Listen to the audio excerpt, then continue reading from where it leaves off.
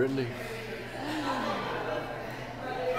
So this is about 76% Sangiovese, and the remaining 24% is Merlot and Cabernet Sauvignon. So what it is, it's a true super Tuscan style wine that we call super Texan. So if you see super Texan anywhere else, those people are paying us to use that name. This is our name. It's our proprietary name. No, it's your name.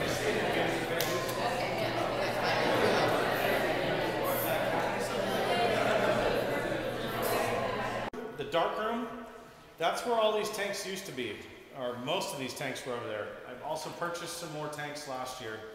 I was charged with basically tripling the size of the winery when I got here. So I'm taking the case production from 3,500 cases to 12,000 cases. I went to 9,000 last year, and this year I'm shooting for 12. I didn't have enough room next door to do that.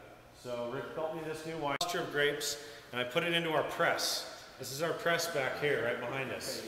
Inside that big cylinder, there's an air bladder, and as that bladder inflates, it basically presses the juice out of the berries, and then I pump that juice into a tank.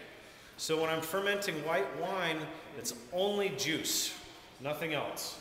Now I want to ferment my white wines at a very cool temperature. This is going to preserve the aromatics of that white wine. The aromatics in white wine are very delicate, and if you ferment them too fast or at too warm of a temperature, you lose a lot of that aromatic nuance of that wine. So white wines take about 30 to 35 days to ferment at 50 degrees Fahrenheit. Red grapes, when I bring them in, I remove the stem. Everything else goes into the tank. So you've got the skins, the seeds, and the pulp.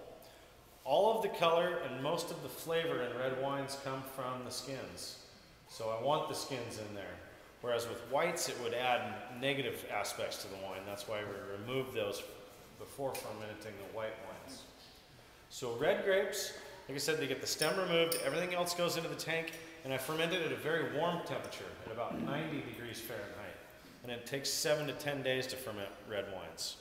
I want that heat. It helps the extraction of those colors and those flavors from the skins.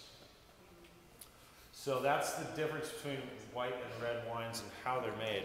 Reds, very fast at a very warm temperature. Whites, an extended period of time at a really cool temperature. So you never need people to do grape soundings. Is that just something like a smaller winery would do? Or that It's what we did before we had equipment that did it for us. So only now we do it just to get girls naked. I was going to say places that do it now.